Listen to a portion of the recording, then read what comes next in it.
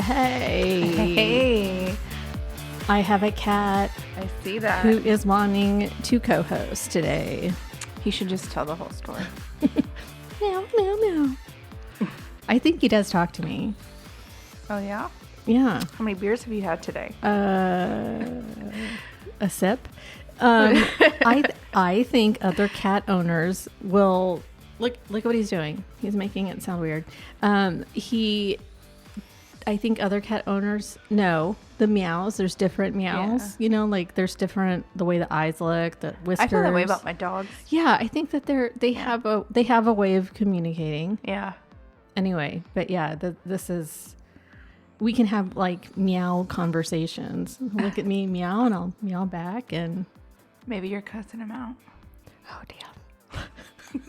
He's like, this bitch. I'm just trying to give her some love and she is just cussing me out. Welcome everybody to another awesome week of Case Files with Kat and Ashley. Oh man, and did you see the text from Sarah? Yes. I was like, wait, which one? Yes. But yes. So tomorrow, not that one. Tomorrow, August 9th is the 50-year anniversary of the Candyman killings. Yeah. So they're re-releasing the John Doe, the unidentified remains. They released a new sketch based on those remains in hopes that they can find who that person is. For those of you who have not listened to season 1, episode 1, because it's now no longer available, I might have to redo it just because of the anniversary and all. I didn't realize it was 50 years. It did have the most listens when it was up. And then they said, these girls are crazy, and they just didn't come back. I had to take season 1 down if you're a new listener because we were on a different platform and there were ads and it was loud and we weren't drunk people. Yeah. So we took season 1 down so people wouldn't start there and think that's what our show was. So. Now it's just loud and drunk people. It's us. We're the loud. but it's our own doing now. Or my children or the cat hitting the microphone. Yes, so yeah, it's different. Okay. Anyways, it's different. We have redone some of the first season. I haven't yet. Okay, well. I haven't yet. I really thought about it for this week's episode. I did think about it, but this one I've been kind of dropping hints now for 2 weeks. So I'm just gonna get into it. Okay. I mean, let's go. I should check in with you. How is everything? Oh. How you doing? Great. How's the medicine working out? It's amazing. It's amazing. Y'all, mental health help. I sleep better. I get through the workday. I don't hate people as much. So and the anxiety. Oh yeah, the anxiety is pretty much gone. Unless I'm doing like a presentation in front of a room full of people, but which I heard she nailed, but you know. Well, I have 2 next week, so fun. But anyways, yeah, for the most part it's way under control now. So I'm so happy for you. Yeah, it's going great. Maybe I should look at that. No, I don't. I mean, my anxiety is like maybe I should I don't know, get help. But my anxiety is at night because of pain. So it's like a really different. Like I just know it's about like as soon as I start to relax, the pain starts to happen. So like that it I don't have it throughout the day. Yeah. It's just mine was like a constant all day, every day, entire body, day, night. Couldn't get anything done. Oh my gosh. End of world happening all of the it kind of, well, I mean, it is everywhere ending. But it was like everything was like that bad gut feeling you get sometimes all of the time for me. So. And that is just it's not right. You shouldn't have been living like that. I love that you are not living like that. Yes. That makes me so happy for you. And look, Louise saying that too. Okay. So now that everyone else is depressed, welcome to the show. I will say again, if you need help, reach out. We'll help you get resources. I'm telling you, you're not alone. Yes. You're not alone. Ashley tried to be alone. And then I made her be my friend. So they called me Mumbles before we met. never knew that. Yes, the chamber used to call me Mumbles because I never really spoke. I was Wow. And now we're Cashly. I spoke when I was spoken to. Oh, I'm so glad that's different. You're killing it. Okay. Okay. I was loud. Okay. So tonight I'm doing the story that I said I was going to do. Okay. And I learned about this one on accident.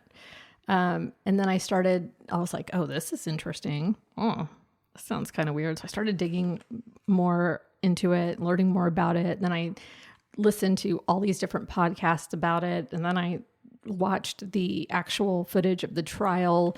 Then it was crazy. Like, I watched so much. Just really taking it in. There is a documentary. It's not available now, but there is a documentary. It's only available on Showmax. Oh, wow. Which is not available here. As far, I don't know. Maybe someone can give me a pointer. I don't know. On I haven't heard about Showmax in a while. Yeah, so if someone knows how to get Showmax, I don't know. Yeah, maybe I should have just asked you. Yeah, sure. Okay, so today's episode, I'm going to be talking about the South African cult, Electus per Deus, which means chosen by God, and the Krugersdorp killings. Krugersdorp. I'm going to try not to. That's a fancy word. I'm going to really try very, very hard not to butcher these South African names, but I love their accent. Oh my God. Okay, so this story has a lot of characters and twists and turns, and I even found someone's like board where they took the red string to put with the pictures, and I was like, yes, that's exactly what I mean. To try to make sense of all of these things and as they happened, because they kind of happen over a 4-year period. But I'm just going to cover the basics to keep it down to one episode. But sorry, real quick. Yeah. Showmax is only available in South Africa as of now. The only way to watch it anywhere other than South Africa is if you use a VPN. Which I still haven't figured out how to do. Okay, so yeah, but then you'd have to subscribe and do all those things. Yeah. Anyway, okay, so this is going to be one episode, but please, please, please go and listen to Queen Havoc and her murder cult. Oh, it is Havoc. Yeah, so I listened to it on iTunes, but it's an iHeartRadio podcast, and a great name. It is awesome. It is awesome. But it was made by an American. He's a filmmaker, producer, actor with a voice. Boy, his voice is just like, you just get into it. You're like, yeah, so deep and like, yeah. Ooh. Anyway, but it is so, so, so good.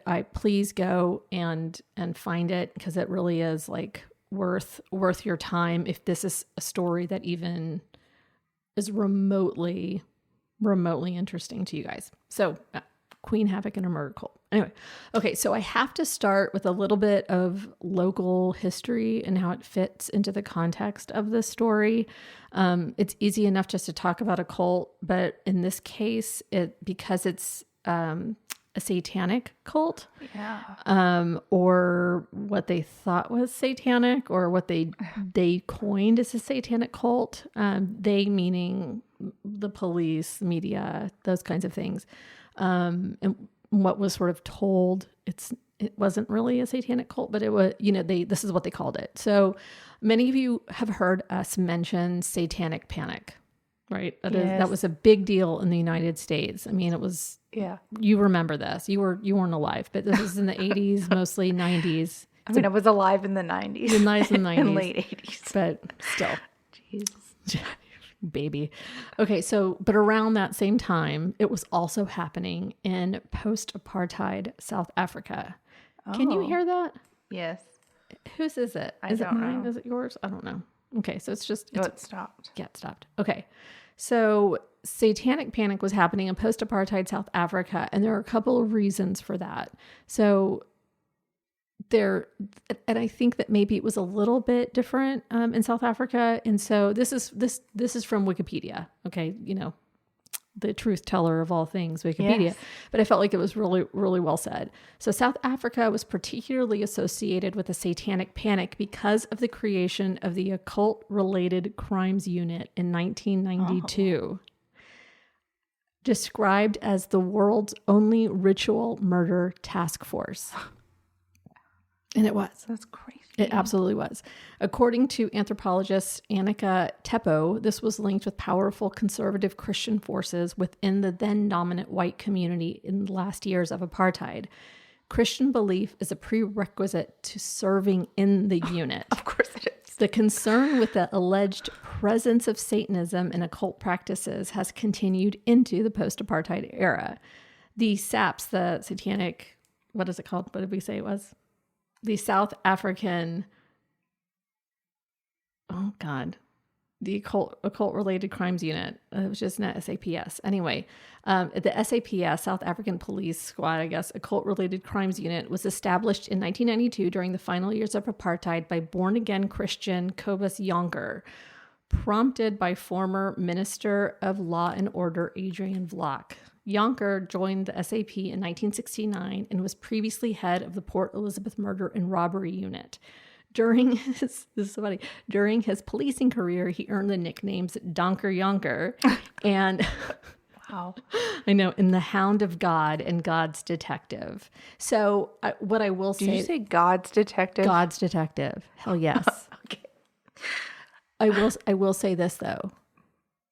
There were a lot of cases that came before court. And this is when the actual physical law, the courts would take a plea of demonic possession as a reason to have committed a heinous crime. Yeah. That was applicable. Oh. But it wasn't always believed, and it was up to Donker Jonker, God's detective. God's detective. Did his business card say that? I don't know. That's a really good idea. But he would say, nah, that wasn't Satanism. No, that wasn't the occult. No, that wasn't blah, blah, blah, blah, blah. There was one that they were like, okay, this is actually the first case of a human sacrifice. So like that was, they believed it in this particular case. Can you imagine how crazy you'd have to be the one case? Well, that was the first. Oh, okay. That was just the first. I was going to say there were a lot of people who were like, oh, I was possessed by a demon. And it's not that he didn't believe he believed in demonic possession. He just didn't believe these particular people. Right. They were like, nah, that had nothing to do with the occult. Nah, that wasn't it. No. Okay, that makes more sense. You're just using it. So it wasn't like willy-nilly. He was out there just everybody's a Satanist. You know, he wasn't doing that. So as late as 2006, SAPS defined cult-related crimes on the occult-related page of their website as follows. Occult-related crime means any human conduct that constitutes any legally recognized crime, the modus operandi of which relates to or emanates primarily from any belief or seeming belief in the occult, witchcraft, Satanism, mysticism, magic, esotericism, and the like. Included in the scope of occult-related crime are ritual medicine murders, witch purging, I don't know what that is, witchcraft related to violence, and sect-related practices that pose a threat to the safety and security of the Republic of South Africa and or its inhabitants. I think that's pretty broad. Anyway, so basically Satanism was a real threat and they investigated it as such. A witch purge is the same thing as a witch hunt. It says it's the search for people who have been labeled as witches or evidence of witchcraft. So then wouldn't that be what they wanted? I don't know, but that's what it says. You can't be a vigilante. Maybe, yeah, I don't know, but it says a witch purge is the same thing as a witch hunt. That's weird. Okay. So basically, Satanism was a real threat and they investigated as such. This is not to say that all crimes were satanic in nature, as I mentioned, but in this super Christian, post-apartheid, still pretty racially segregated South Africa, it was a real thing. And I will say right now that both the victims and the perpetrators were white in this story. Like everybody is white. I just wanted to put these crimes into, I don't know, I guess a different kind of context because it does matter. It's a little bit different. You know, it was these really very, oh my gosh, what's the word? Very very Christian, there's a word I'm looking for, who really thought that society was going down because of a lack of God. And so they saw this lack of God as being the devil. Oh, So if you believe in this heaven, there is a hell, right? And so if God is not, if the youth is going away from God, then that means the devil is entering society. And so they were trying to grasp at what could be happening. But so these deaths all take place in or very near Krugersdorp, South Africa. So from the bird's eye view, far away view of Krugersdorp, it's beautiful. Actually, like I saw like some, aerial shots of it. It looks like any city, maybe small city, not huge. In Krugersdorp in Afrikaans is Krugerstown. So it's Afrikaans. But it looks like any other city. It was a mining city. It was established in 1887. They mined gold, manganese, iron, asbestos, and lime. So it's all mined in that area. Krugersdorp has a modern business center, shopping malls, smaller shops like everywhere else, schools, necessary amenities like everywhere else. It's like a normal city. The demographics of Krugersdorp is about 50% white, 42% Black African, with Afrikaans being spoken by about 42% of the population, and English about 20%. And then there's a lot of the other languages that are found in Africa, just very small numbers, 5% here and that kind of thing. The average salary a year is only about $189,000 rand, which is only about 10,000 US dollars. Wow. But it looks like, I guess the money goes a lot farther there. So it's kind of crazy. Not super rich people, but it is what it is. Yeah. Anyway, okay. So during the early post-apartheid years, a lot of small churches began popping up to battle this insurgency of Satan and Satanists. Okay. They were popping up everywhere. They wanted to bring people back to God. So this is where Ria Grunwald comes into the story. So about 2006, she was she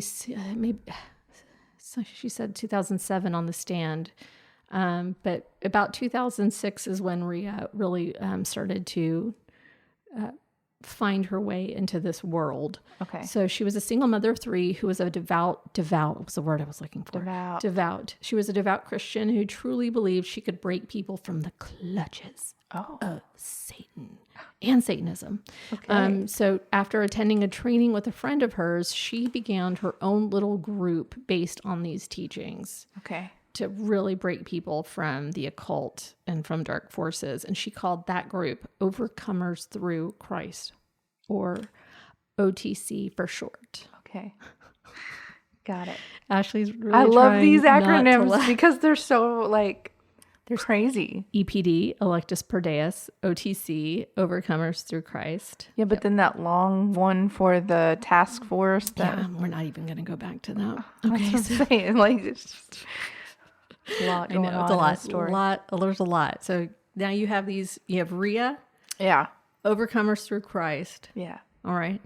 And she was going to bring God to the masses and save those in the occult. Okay. Got it. There was just a lot of them. I don't know if there really was though. Anyway, they really thought that there were going to be a lot. So she was ready. She was ready for battle. But she started to kind of collect people into this little church. And this was very common. There's lots of these, okay? Yeah. So it wasn't a big church. It wasn't like she wasn't doing it to be Joel Osteen or anything, to be whatever. She was just like, here are these people. We're going to do good things and we're going to save people one at a time. So then in walked Cecilia Steyn, and she's saying this is about 2007. Okay. But she on the stand, she said 2007. She was a policeman's wife. But not God's detective's wife, right? Not God's detective wife. How unfortunate for her. His name is Dries or something like that. Dries Steyn. Sorry. So no.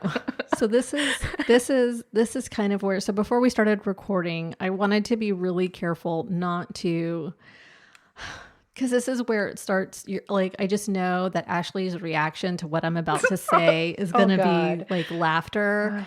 And I'm going to try not to laugh because, when I'll be super serious. So I'm going to just say this as fact, even though on the stand she denied she's ever said any of this.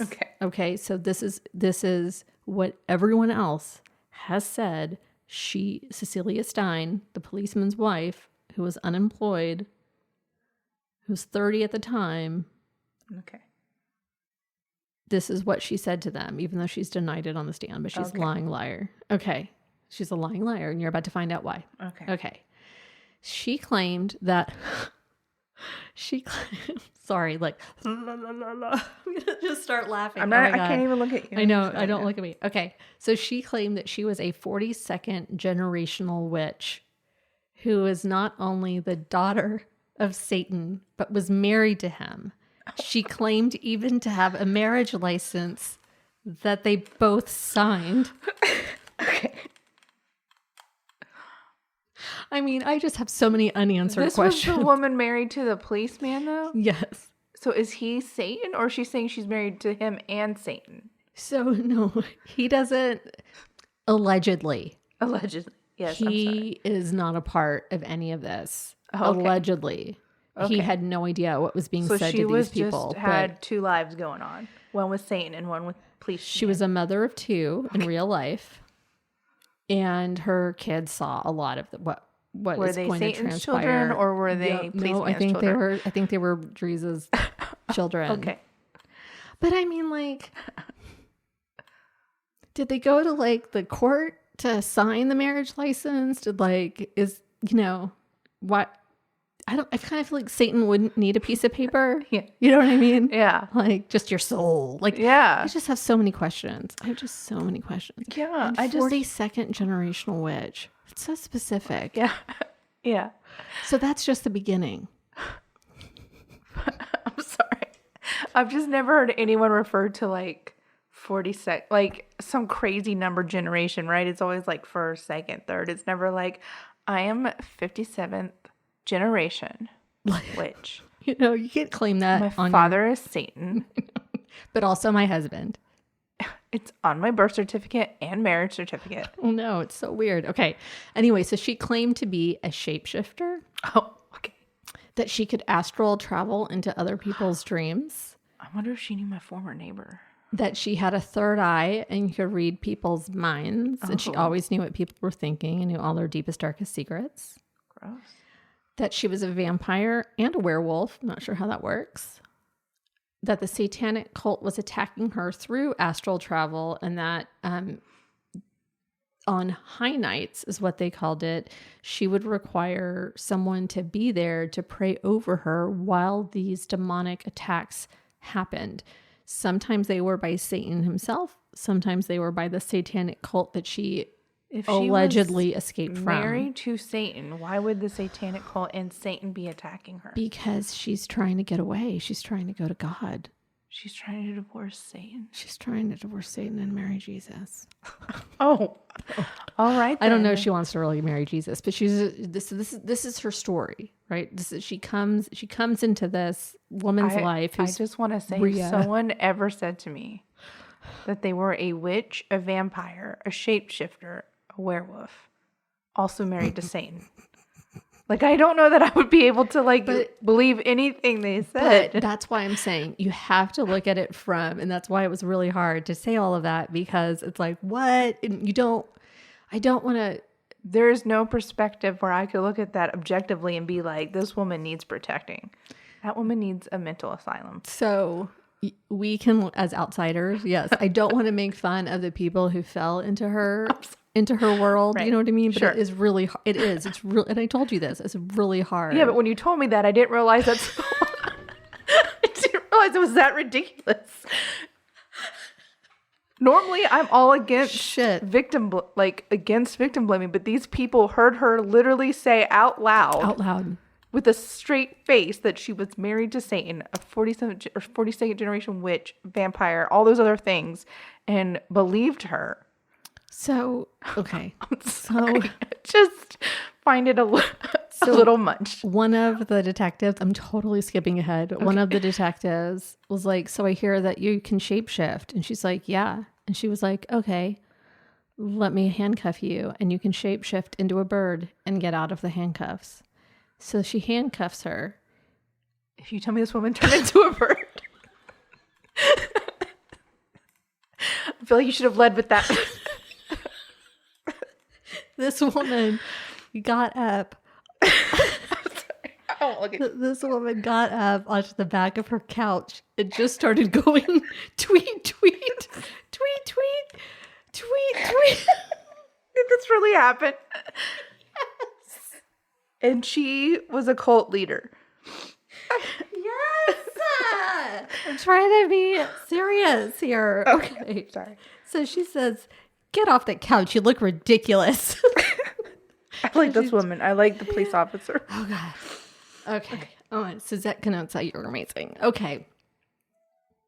Oh, my God. I'm just dying. I'm just dying right now. Okay. So, as I said, so on these high nights when the satanic cult or Satan was attacking her through astral travel, these are the nights that her... Is my kid right here? No, your cat. Oh, okay. Cat. So this is those all happened to be the nights that her husband worked late. Okay. So great. So he was never in the house when any of her kids sometimes were. Okay.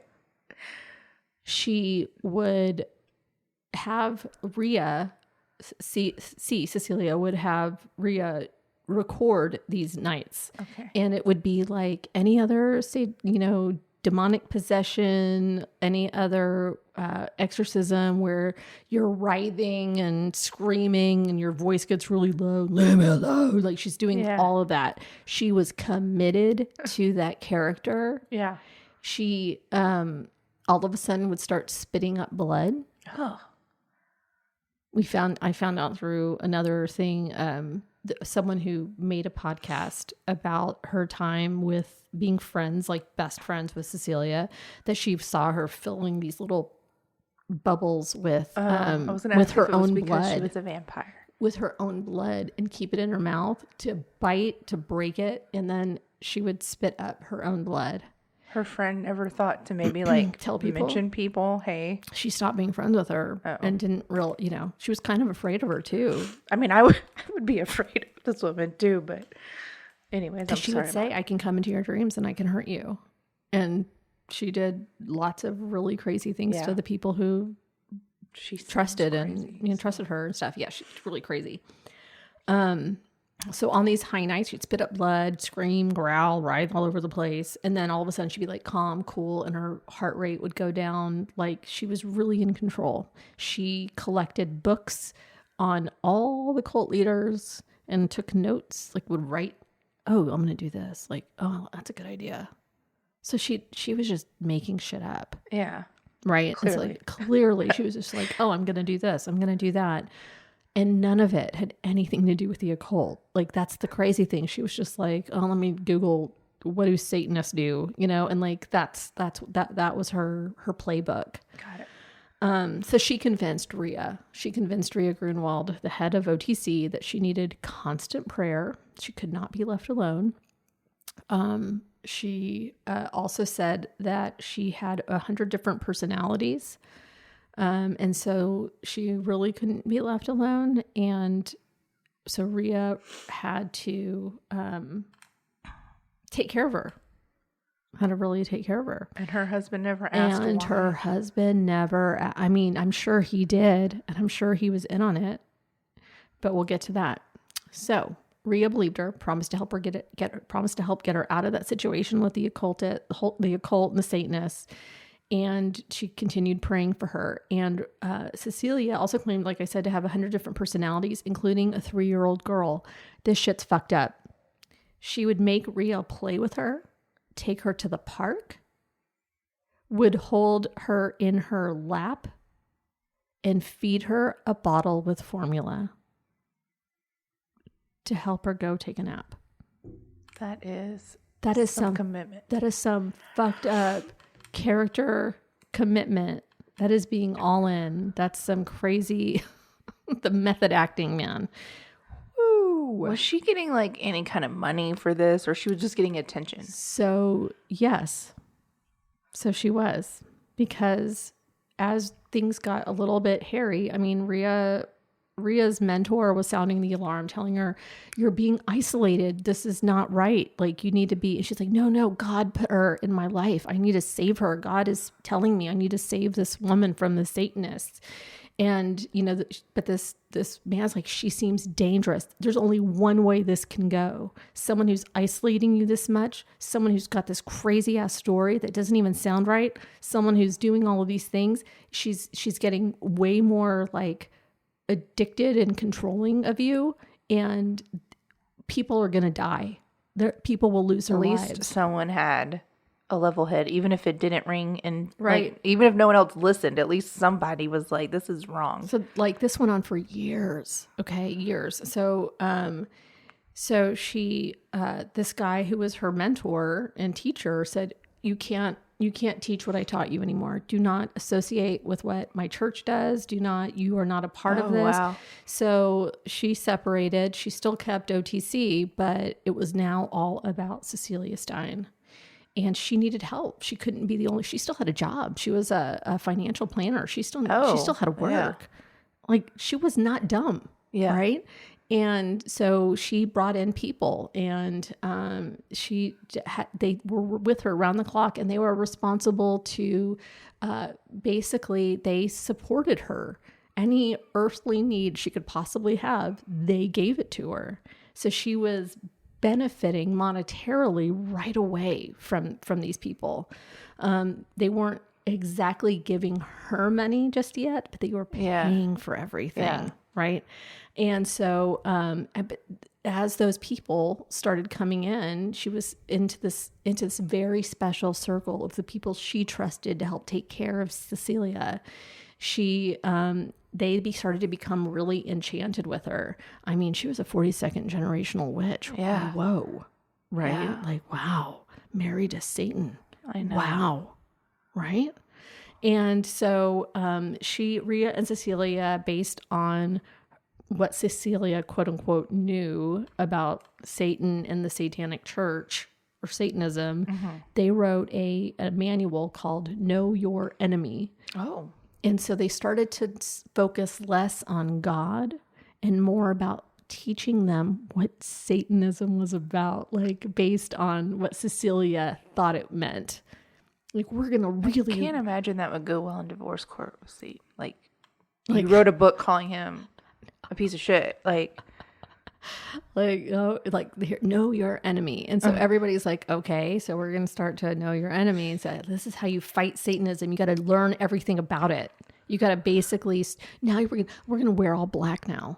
We're going to all dye our hair black, and we're going to be goth, and we're going to this is now. And then it's like, wait, we were just godly people, and now we're following, because this 42nd generational witch wears all black and dyes her hair black and all of those things, like, we're all going to do that too. So they just started to fall in line. So Rhea started to see the cracks. She started to feel what was being said. She just started to see the cracks in her character, started to see the cracks in her story. So she tried to cut ties. She started to back up, and Cecilia saw that she was trying to cut ties and back up. And so one day she was over at Cecilia's house. Cecilia gave her a juice, which she drugged, knocked her out. And in that time, she went into her computer, went onto her phone, found everything out about her. And then after it was all said and done and Rhea woke up, she was like, the Satanists astral traveled and drugged your juice, and now we know everything about you, even your deepest, darkest secrets, because she spent hours going through her phone, and like she knew all of her darkest secrets, whatever. She was like, now we know everything about you. She believed it. She really believed that the Satanists did this. She could not bring herself to think that this woman who she bottle fed in the park could do that to her. Yeah. That Mama Rhea was... Oh, I wonder what her deep, dark secrets were. I mean, I don't think they were much. Yeah. You know what I mean? She was That's what I'm saying. Like, I wonder what was so bad she was afraid, like... I just think she was... I don't think that there was so much... It was was much more about what that- she knew that yeah. she really believed that they knew everything about her. Yeah. She was told that we know your thoughts, so careful what you think. Oh, okay, yeah. Right? Yeah. And so she was like, oh God, did I think something bad? And so it got to be... I mean, that is stress. Yeah. So on July 2nd, 2012... after Rhea has like, that's it. I told Cecilia I want nothing to do with her. I'm leaving. That was the last time I ever saw her. And that was it. So on July 2nd, 2012, the remaining members, and it's kind of like a divorce. Let me go back a little bit. It's kind of like a divorce, like when one person is divorced and you have some people trying to stay with one side of the couple and some of the friends stay with the other side of the couple, and some kind of try to be, well, you're both my friends, that kind of in the middle. And that's totally, they tried to stay in contact with both, but it got to be really difficult because Cecilia had decided that Rhea was the enemy and she was going to make her hurt for leaving her. It seemed like she wanted Rhea back, so she used the Satanists as cover. Like, let's attack her to make her so scared that she comes back to take care of me. Oh, wow. Right? Yeah. And we kind of mentioned this offline that this particular cult leader is so different. And in the Queen Havoc and her murder cult, in the very last episode that came out today, they actually say, like, is it because she's a woman that it's so different? Because she always portrays herself. She's this 42nd generation witch. She can do all this fucking shit. She's a vampire, werewolf, astral travel expert, all of the shapeshifter, all of these things. But she's so vulnerable and she's so weak and she needs to be protected, and you need to protect her. You need to take care of her. She needs you to pray over her and to protect her and provide for every worldly desire. It's so strange that it's not the Messiah. It's not the second coming of Christ up in here who's just the best thing since sliced bread and we should all be listening. She's not that. Yeah. She's just this weak, damaged, hurting person who needs protecting. It's really, really different. Anyway, so she left Cecilia. She's now the enemy. So she left even after being drugged, okay. Even after she's like, that's it, I'm done. Okay. And so she goes back to her mentor, her friend. She's like, I'm going back to God. I'm going to go back to teaching God. Cause he's like, you've forgotten all about God. Yeah. This isn't even what you're teaching anymore. And so she's like, you know what? You're right. So this is what she went back to. On July 2nd, 2012, the remaining members of OTC that stayed with Cecilia, she named them Electus per Deus, chosen by God, to distance themselves from the OTC. This group was made up of Miranda Steyn, no relation. She actually changed her name back to her maiden name, which was Steyn, to be the same as Cecilia. Wow. Her two children, LaRue and Marcel, who were very young at this point, 10 and 12, I think, maybe 12 and 14. And then Zach and Michaela Valentine, married couple that were in their mid-20s. So those are the people that stuck with Cecilia. There's also Candace, who was friends with Cecilia, but she doesn't really come in to play a whole lot. But she does also have a podcast, which is worth listening to, I guess, if you're interested in learning about a friend. She talks about astral travel and all that kind of stuff. It's really weird. Anyway, so on July 2nd, 2012, they placed homemade bombs under the cars of people attending an OTC course, but were nearly spotted before they could ignite the explosives. So they were unsuccessful. The police came out disarmed the bombs, and that didn't happen. So it freaked Rhea out, right? Absolutely freaked her out. They didn't get caught, but they were like, oh, this is bad. Later that month, a group started a fire and damaged windows at the Lighthouse Christian Center in Ramberg. This was her mentor's church. Okay. And a note, what was written by Cecilia in big block letters that says, Rhea, who's going to protect you now? Oh, damn. Damn. Right? In July and August, various threats were sent by text to different OTC members and other people associated with Rhea. And then on July 11th so actually that was the first thing. So on July 11th, Cecilia and her accomplices successfully set off explosives near the cars at an OTC meeting. So that was the first time. Then on the next day, it was the unsuccessful explosions. So Rhea thought like, okay, we're going to have one more meeting. It's going to be top secret. Don't tell anybody. We're going to meet at a different place. We're going to just disband after this. This is one last meeting. That's it. But it was their, then the church blew up. They burned it down. That was when that note, who's going to protect you now, came out. So that was the end of OTC. As Cecilia became more obsessed with executing revenge on Rhea, she falsely accused Natasha Berger, an active member of OTC, of praying the so-called danger prayer that led to the deaths of various young children. So this is sort of where Cecilia starts to bring in this idea that there are children who are orphaned. She's going by C now at this point. Oh. There are children who are orphaned by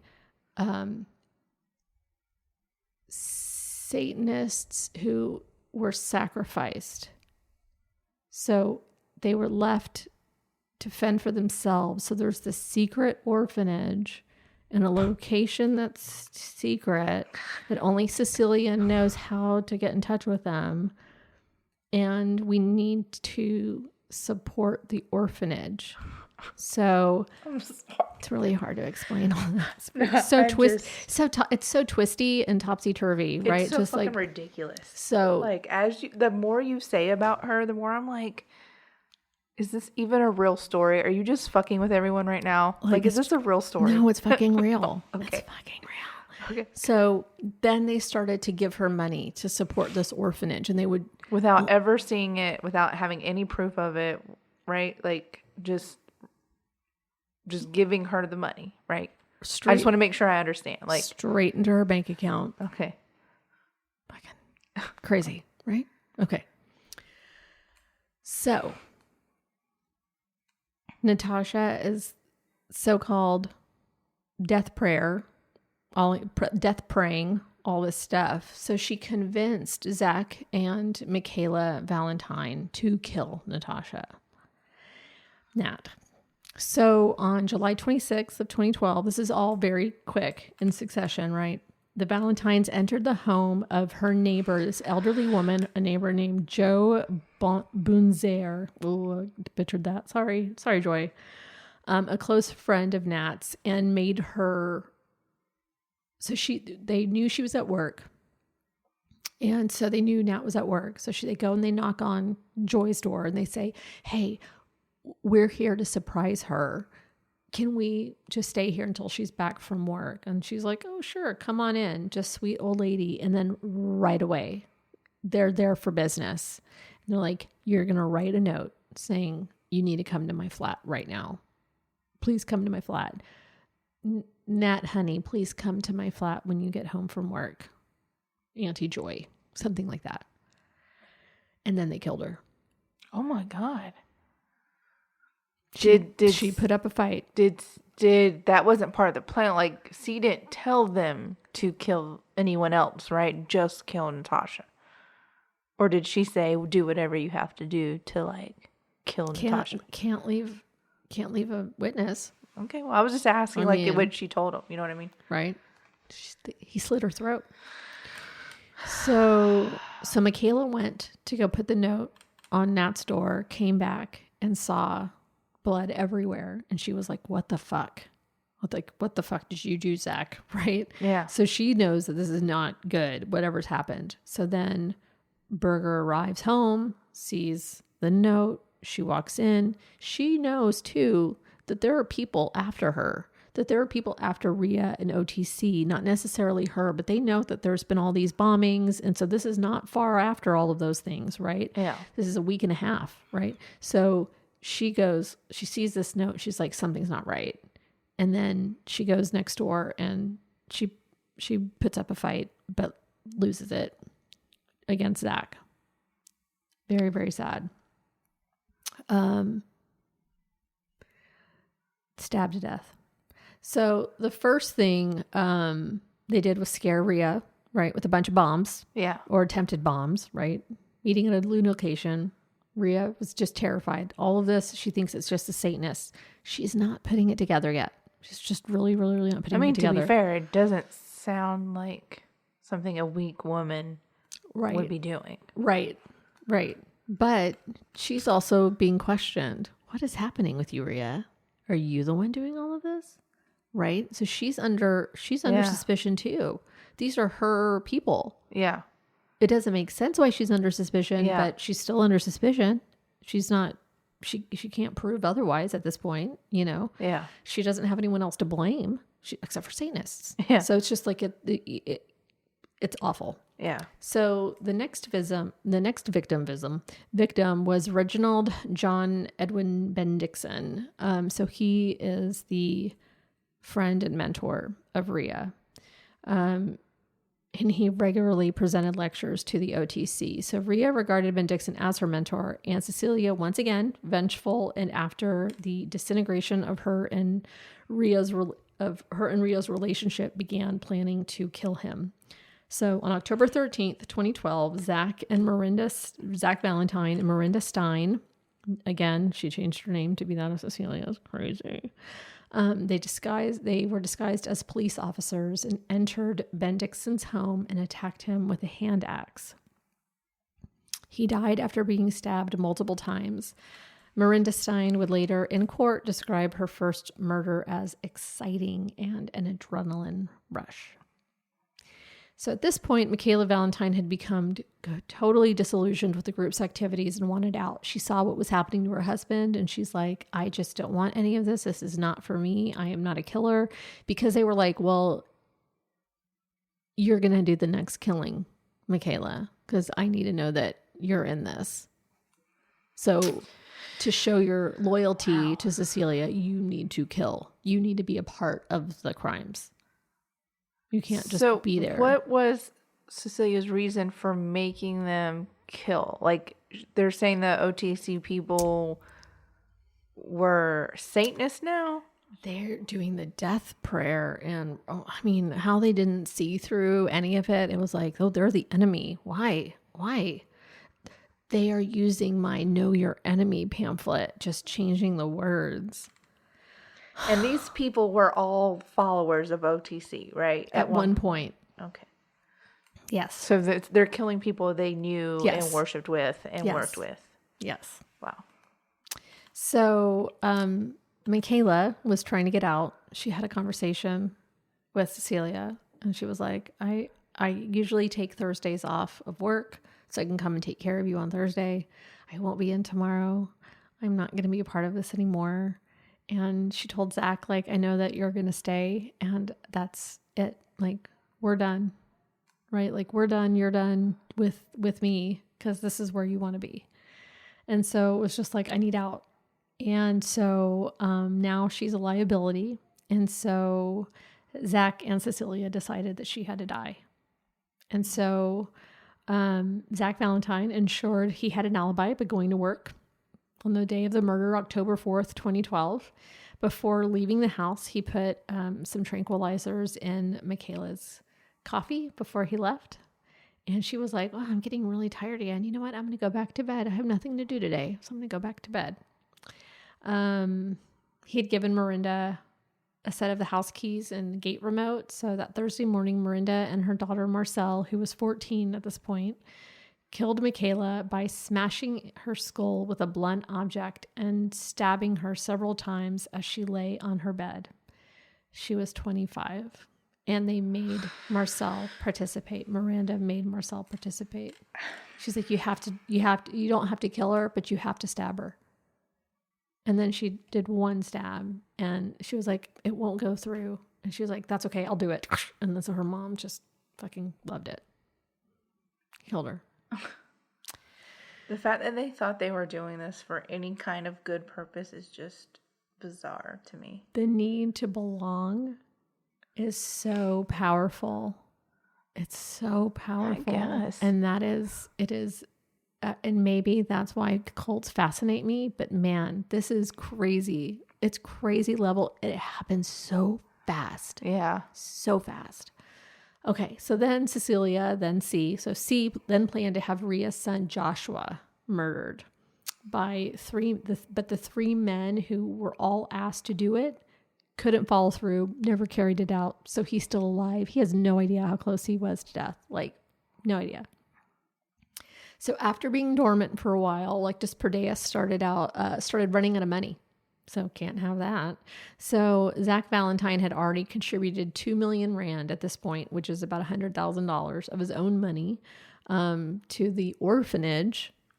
But Cecilia's apartment started looking really good after a while. She got a new TV, got a motorcycle, her husband wasn't going, what the fuck?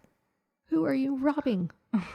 I mean, but the fact that her husband wasn't questioning why all these people were taking care of her or why all these murders were suddenly happening in really crazy fashions who just happened to be former friends of hers. I'm just going to tell all of y'all right now, he is still a freaking cop.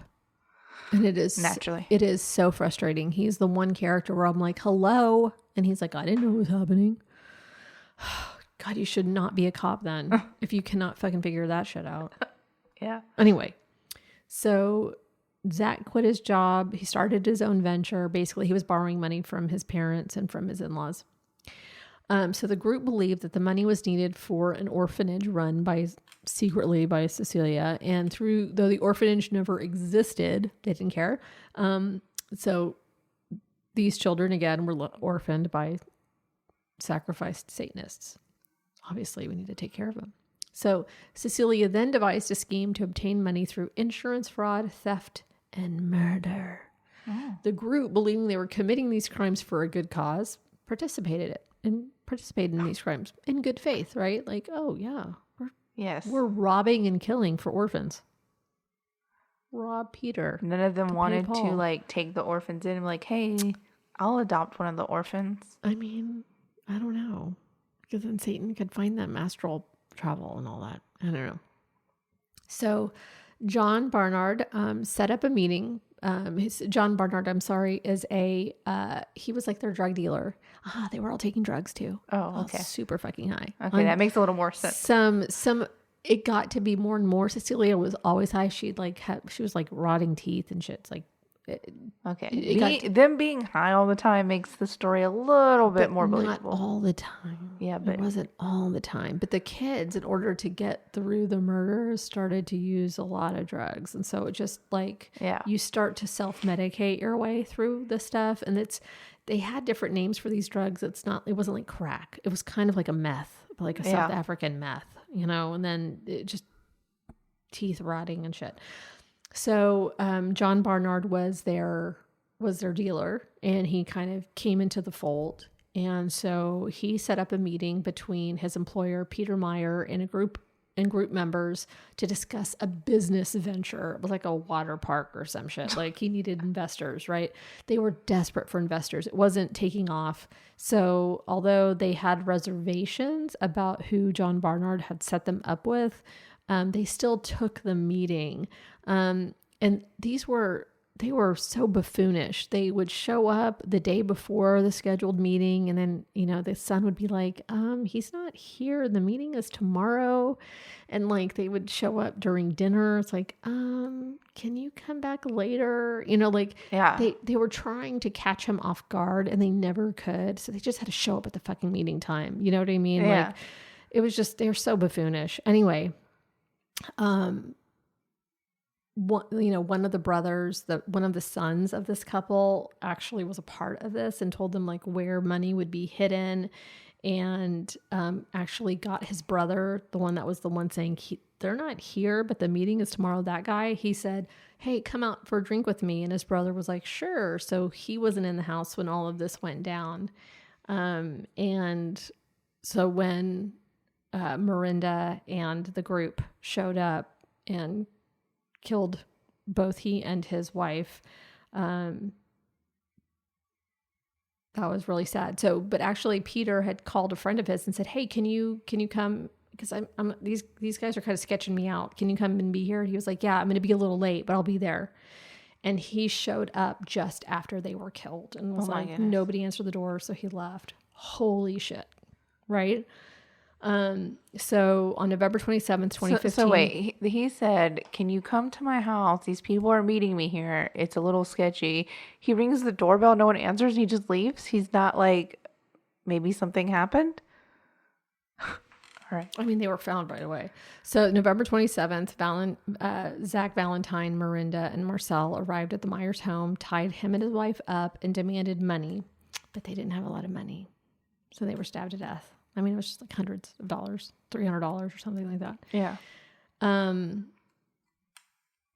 So then they were like, okay, that was dumb. That's not going to get us a lot of money. We need a better plan. So they decided they needed to fake Zach's death to get his insurance money. Oh. So he got a new insurance policy. Not suspicious at all. They befriended a homeless street vendor by the name of Jared Jackson, and they brought him into the fold slowly. So they kind of knew this is where they were going. They kind of brought him in. He had a pregnant partner.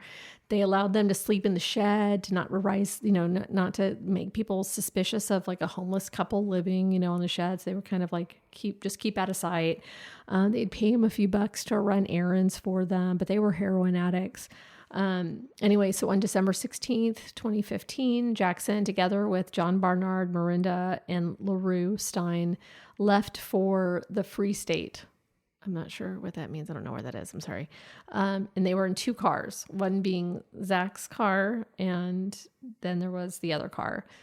So on the way, LaRue and Zach got some drinks, and John Barnard, oh yeah, I'll have some juice. And so they put stuff in the juice. They drugged him, and then they put him in the passenger seat, and so LaRue ended up with a tie and strangled him. They strangled him on the way. So once he was dead, they pulled over, placed Jackson in the driver's seat, and lit the car on fire. And then the following day, Miranda identified Jackson's charred body as that of Zach Valentine. Zach went into hiding. He was living out of a hotel room. They got his death certificate to secure insurance payout, and Cecilia was the main beneficiary. So Miranda's son, LaRue, called, and there's recordings. This is why you should listen to Queen Havoc. There's recordings. Yeah, I need to talk about a claim. My best friend just died. And it actually sounds like real tears crying. He sounds like it's really, yeah. He sounded very honest. And it's like, oh, I'm so sorry. It's like, yeah, but my mom or my mom's friend is the beneficiary, and what should she do? And so you hear the lady talking on the phone to him just to, get the ball rolling, but it was really fucking suspicious. So the cops, notoriously horrible at all, and horrible at investigating any of these crimes. And there's so many. There's a cop living in the household and doesn't even know what's happening. So, and not surprising. Things are just being just fumbled every single which way. And they had Miranda Steyn in police custody 3 times before it stuck. Horrible investigating. But the insurance people did good investigating. So there's Of course they did. There's audio and visual, but on the podcast, there's audio of them going to Cecilia's house to talk to her about like this insurance claim. Yeah. And so she was like, well, yeah, I was the beneficiary even when he was married. And she kind of brags about that. And he was like, that's a weird thing to say. Well, no, I'm just, and he's like, no, well then tell me about that. Why would you even bring that up? Why are you bragging? I mean, you can listen to it. It's amazing. It's amazing stuff. Anyway, so using a fake ID, Zach Valentine then booked himself into the Herberg Hotel in Krugersdorp as Jacques Devier. Okay. You're welcome for that. All right. So he hid there until April of 2016 before moving to Kia Kaha Ministries in Krugersdorp. But the wife, give it up for the wives. The wife of a Krugersdorp cop recognized Zach from a bulletin that her husband had and had brought home. And she was like, God, that guy looks really familiar. So she gets home and she looks at it. She goes, that's him. So they told her, take pictures. And if you can see his tattoos, because they knew what his tattoos looked like, if you can get him with his tattoos on, then we'll know we have him for sure. And wait, so why did they have a bulletin for him if they thought he was dead? They didn't. No one thought he was actually dead at this point. Because they were like, this. So the insurance company was like, this isn't right. This isn't right. So the payout wasn't happening. It was taking a long time. Yeah. And they're like, what's happening? And he's a liability really at this point because Zach was diabetic and they were having to pay for his insulin and his food at this hotel and all of this is being paid for and they're running out of money. Yeah. So now like he's probably going to die. Yeah. Right. Okay. That makes sense. So this woman, this wife is, she's a volunteer at this ministries thing, they're all swimming and whatever. And so she's like kind of on the DL taking photos of Zach without a shirt on. So she takes it back and they're like, that's him. So on June 26, 2016, they had him. They arrested Zach Valentine. Boom. So I sort of like got you to the end of the story because I was like, okay. But they embarked on a series of what was called, they dubbed it the appointment murder. So like they would set up appointments with an identified victim under false pretenses. So this is, in these cases, it was usually a financial planner or a tax guy. So this is all like after they killed the homeless guy, right? Mm-hmm. So they get like a financial planner or tax guy, but like this, similar to making an appointment with a realtor. And we're saying like these appointments are super dangerous. Yeah. Right. So these are people just trying to do a job, but they're going to do a job anywhere. You need to meet me somewhere. You need me to come to your house. You need, like you're going to go do your job like that. Yeah. Gig economy. That's what you do. So it didn't always take place in an office. It's dangerous stuff. So Miranda LaRue and John Barnard would typically intimidate the victims into handing over their bank cards. They would hand it over, they would get the PIN, and then kill them anyway. Wasn't very fortuitous because they weren't exactly robbing rich people. Yeah, like they had a couple $1,000s, couple $100s, not a lot of money. Yeah. Anyway, once they got their PIN, they would be murdered. So the first victim was Glenn McGregor, 57, a tax consultant. And Miranda Marcel LaRue and John Barnard met McGregor at his home on January 27th, 2016, shot him and forced him to transfer 6,000 Rand into Miranda's account. Then they shot him. And that money went directly to Cecilia also at that point.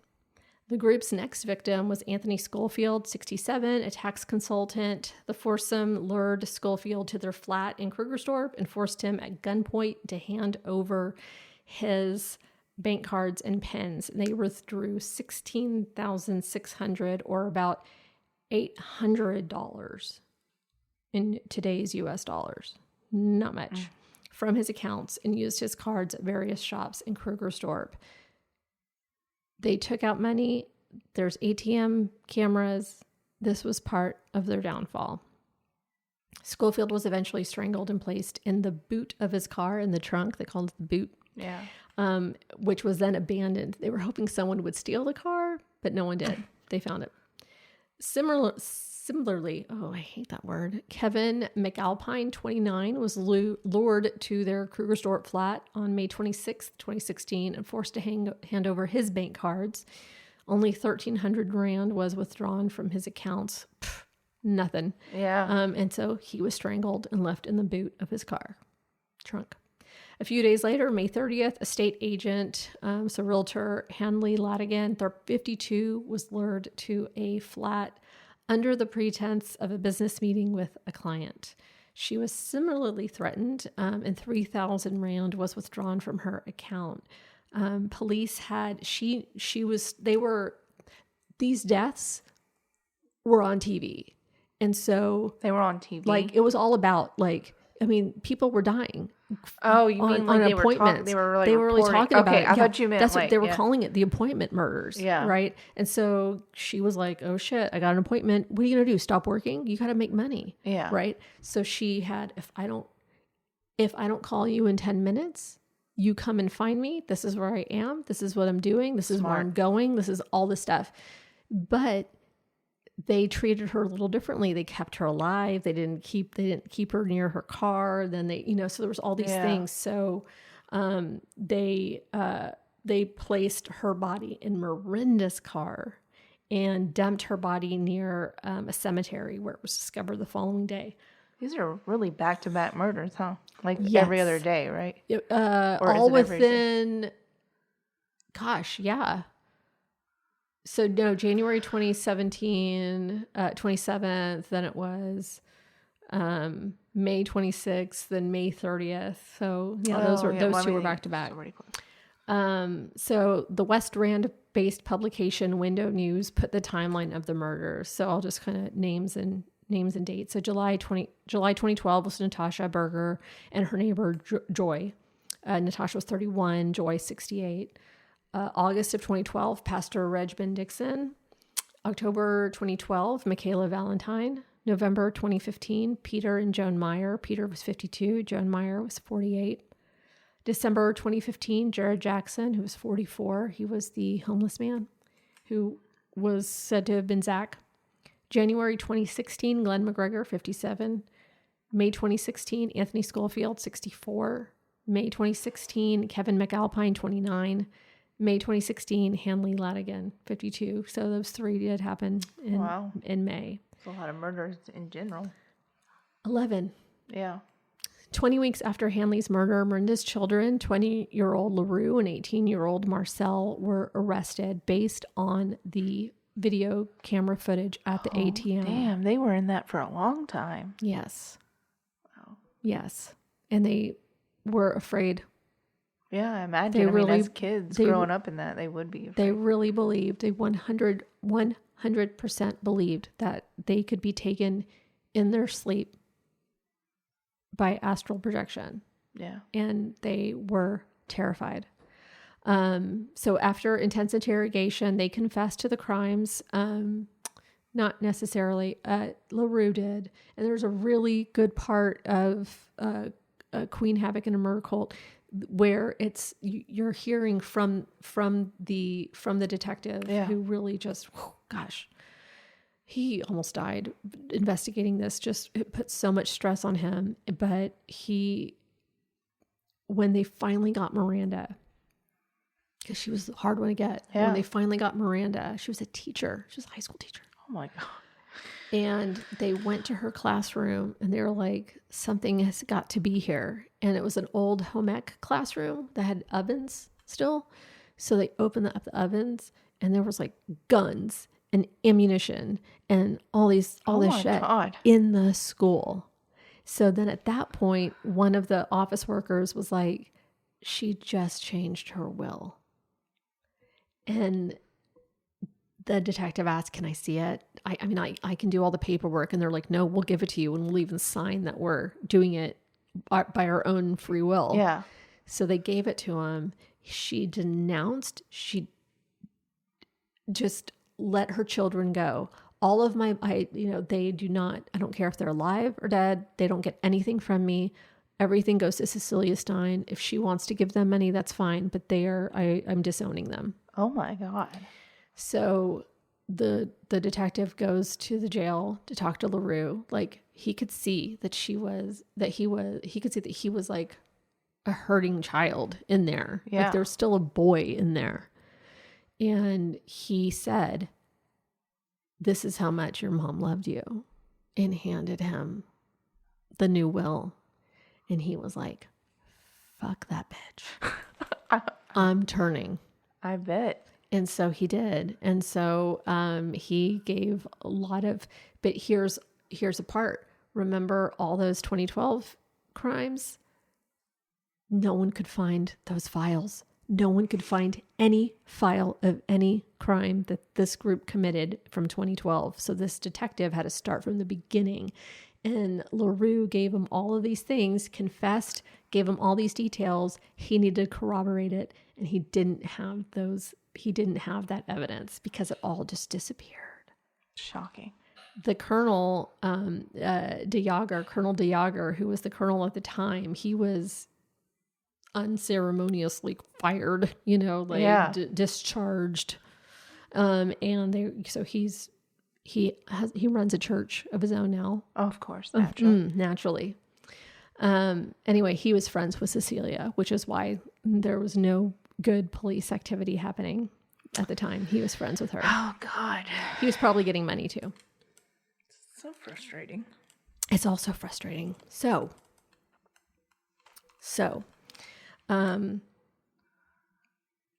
LaRue confessed. Zach, Cecilia, Miranda, and John were all detained within the following weeks. Marcel was taking the rap. She was saying that she was responsible, that they did it, nobody told her to, that kind of thing. She was taking the fall, and they were like, "It's not possible. You could not have done this. Yeah, like, you're a child. You could not have done this." So after a series of court proceedings that opened a Pandora's box for the revelation of the heinous crimes that were committed by the group, the court finally delivered judgment on the suspects. And I'm totally fast forwarding through this, and I know like the court proceedings are so important, but oh my gosh, you just need to see her on the stand. Hearing her audio just doesn't do it. Yeah. You need to see her. She's so confident and so under control. But she couldn't ever answer the prosecutor's questions. She would look at them while they asked it, and then look somewhere else when she answered it, and then look at them while they asked the next question, and then look somewhere else. It was interesting, like body language wise, like you could see like calm, cool, and collected. And I'm looking at you while you ask this question. She'll be like, "No, I didn't say that." Her eyes just would shift. "No, I didn't say that. I don't know why they said that." Weird, right? Yeah. Like never, she couldn't, like, "I'm meeting your eyes right now." She could not do that. So really. Did Zach's wife get in any trouble since she got out? They killed her. Oh, that's right. My bad. Sorry. Just kidding. JK. Yeah. On her day off. Yeah. On her I forgot. day fucking off. She was 25. I've tried to block out sections of this story. I'm sorry. Okay. So on the 19th of August, 2019, 3 members of the Electus per Deus, which means chosen by God, were found guilty and given multiple life sentences. So Cecilia Steyn, the mastermind of the killings, received 13 life sentences plus 155 years imprisonment after being convicted on the 11 counts of murder, even though she did not commit them, but she orchestrated them. On top of it, this mother of 2 was found guilty of robbery, illegal weapons possessions, and insurance fraud. So she's up for parole in 2044. She won't get it. Yeah. Miranda Steyn, LaRue and Marcel's mama and former school teacher, is serving 11 life terms and 115 years in prison. She has no regrets. In fact, she wishes she had married Cecilia. She was the perfect person. Wow. Zach, that is dedication. But she was like, "But that would be like incest." And she just goes on and on about how great. She's like a sister or something, but she's just the perfect person. And I wish it had worked out that we were the ones that got married. Zach Valentine was sentenced to 8 life sentences and 93 years imprisonment. I will say this, that during the testimony, when Cecilia was up on the stand, they were kind of making light of it. Like, he just scooted farther and farther down the bench to where he was sitting like on one butt cheek just to get as far away from her as possible. Like at first they were kind of all chummy and laughing and joking in court, but as it started to become clearer and clearer how much they were taken for a ride by Cecilia, they were like, what the fuck? And they just started to, she was all by herself. Yeah. All by herself. And she's an interesting looking person. I know people are probably already looking her up. She was really thin when Rhea met her, and then she just got she was really unhealthy. She started to lose her hair, and then she had like a buzz cut, like a flat top, but she was bald on top. But she had a flat top to hide the baldness, I guess. It was weird. And then it was dyed black. It was very strange. She was very masculine looking. She dressed very masculine. She presented masculine. Oh yeah, I see her picture. Right. And so, there was an interview with her parents in a book by a journalist named Yana Marks. And it was like the amount of denial that her mom is living in. Her dad was like, well, she's a lesbian. No, she's not. And it's like, dude, she had affairs with her friends. Yes, she was a lesbian. They look crazy. Their eyes look insane. So that's Michaela, the one that they killed, is on the right, and Zach is the guy. Miranda is in the middle, and Cecilia is on the left. And that's like my God, they look crazy. Mm-hmm. Because they had to wear those white contacts wearing all black. This is like, they had to have tattoos. Cecilia made them get tattoos. It's crazy. Yeah. So Zach Valentine. So John Barnard, he turned state's witness as well. And he's serving 20 years after striking that plea deal. Marcel Steyn was sentenced to 15 years in jail for the murder she committed before turning 18 and life for those she committed when she became an adult, which means that she must serve 7 life terms. She tried to say that she was a kid and all these things. And then the judge was like, you had so many opportunities. We gave you so many. She was a really good student. She was in school every day. There's never an alarm raised or anything like that. She's like, they're like, you had so many opportunities to cry for help. And as many times as we try to get you to turn, you didn't. And it's now that you're getting sentenced. Now you're asking for leniency. Yeah. She did find her voice, but a little too late. She did apologize. She said she was so sorry. I'm so sorry. But, she's going to spend the rest of her life in jail. LaRue Steyn is serving 35 years after he entered into a plea bargain as well with the state. 10 years of his sentence was suspended on the condition that he testify at trial, which he did. So he will be released in 2039. So honestly, I'll repeat this. Please go and listen to Queen Havoc and her murder cult. It's so worth it because I only cover a snippet of the craziness. You can actually, and then if you go to YouTube, you can actually see testimony, see Cecilia on the stand, see her lies, and just her whatever. I never said that. No, I never told them I could astral travel. No, I never told them I had a third eye. No, I never told them I was a 42nd generational witch. She says they're asking her all of this, and you're just like, oh my gosh. All these people cannot be liars. Yeah. Rhea actually testified. She's changed her name. She lives somewhere else. She's basically in the witness protection program, but her kids don't talk to her. She doesn't have anybody. And she, when she got on the stand, she says Rhea Grunwald is dead. And that was the last time she ever made a public statement, really ever, was during that trial. So you can see some testimony on YouTube. There's just a lot out there on this case.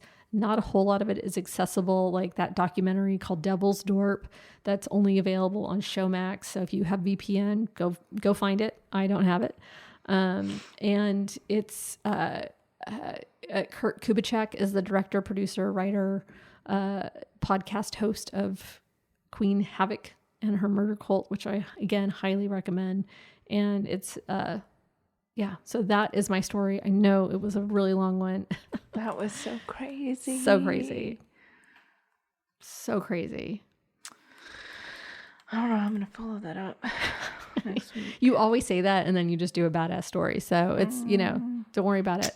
But this one was like, it was so big. And I'm like, I am just going to have to cut out so much and just get through. But yeah, there's a lot out there. So definitely go check out Queen Havoc. That, I don't know. I'm still stuck on the shape shifting and vampire. Because when my house flooded and I had to stay in Kima, the weird guy next door said that he too was a shapeshifter and could travel and was getting his own show on, oh my gosh, whatever channel Baggins comes on. Bagel Bites comes on Discovery. Yeah. And he just needed to get his entertainment lawyer so they could have the meeting, because they wouldn't have the meeting with him. But when they saw the video, because he recorded himself shapeshifting, but his phone was dead and he couldn't show me the videos ever. And he could see dead people. And his wife framed him, which is why he had gone to prison, because she was scared of him because he could shapeshift. And all of these other weird things. So I wonder if they maybe he would have fit right in with the cult. Oh my God. I don't know whatever happened to him. He went to a funeral one day and then just never came back. Listen. I laughed my ass off when she's like, okay, I'm going to put you in handcuffs and I want you to turn into a bird and get out of my handcuffs. And then she jumps on the back of her couch and just starts tweeting like Is there a video of that? I really want to see it.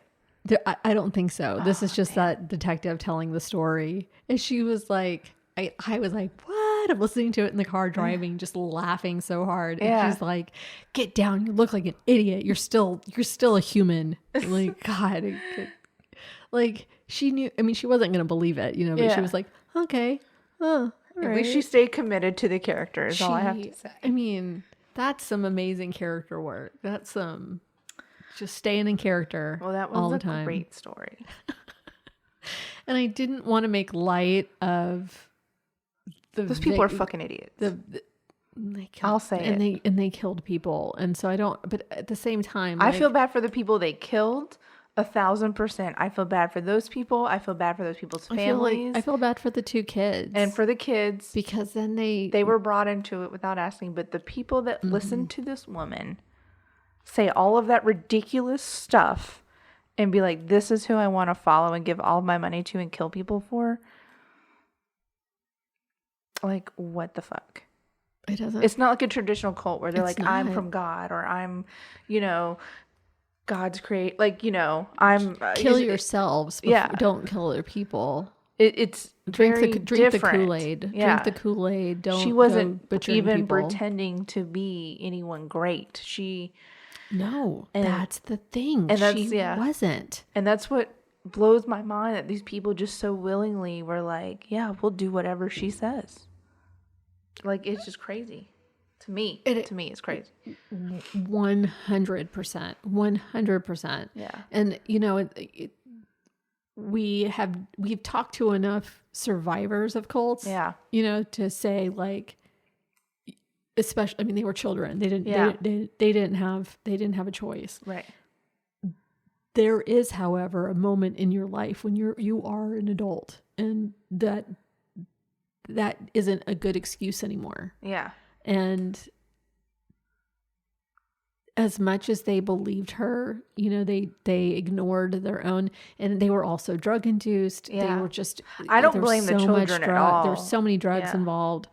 And it's, I don't either there, but there's an argument to be made that you can't use that excuse while brutally murdering people. Yeah. By wielding a hammer, a hatchet, a knife, a gun, and killing people senselessly.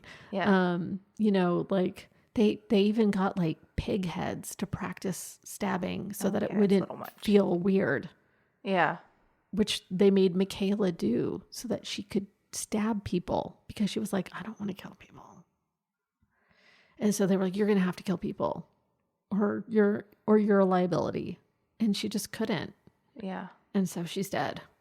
And then Marcel was like, I can't do it. Her mom's like, it's okay. You don't have to kill her. Just stick it in her, And so her mom did it all and liked it. and there's like blood everywhere. I mean, that little girl is just broken on the inside, you know. It's awful. It's awful. It's awful that you can't show her mercy in a court of law after she did all that. You just can't.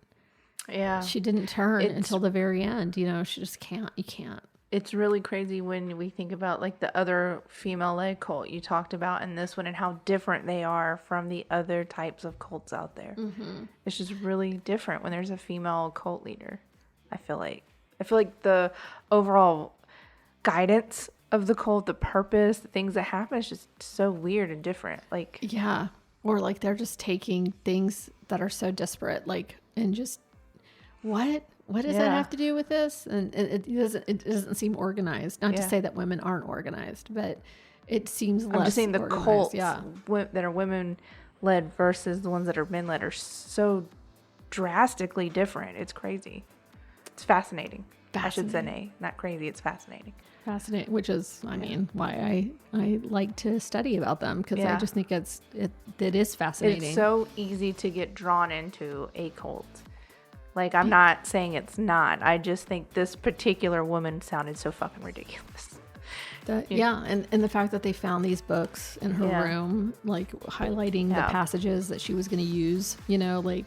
So was it ever determined that that Cecilia actually had other personalities, or was that just all made up? Everything was made up. Okay. Yeah, because when she was on the stand, they were like, "Do you have this? Is this?" And she was like, "I never said any of that." Oh, okay. She just denied. So insane.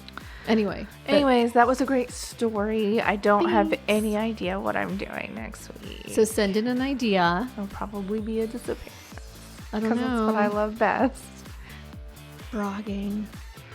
Maybe. Anyway, but we'll see you next week. Until then, don't follow somebody who says they're a 42nd generational witch. If they say they can shapeshift, make them prove it. On your phone. In front of you. Make them shapeshift. In front of multiple people, please. And then send it to us. Yes, please send it to us immediately. Before you become a liability, please send it to us. So we can keep track of you. Yes. Anyway. We love you all. Right, we love you. We do. Write us, love us, you know, share us, all that kind of stuff. Send us some ideas, and we will see you next week. Bye.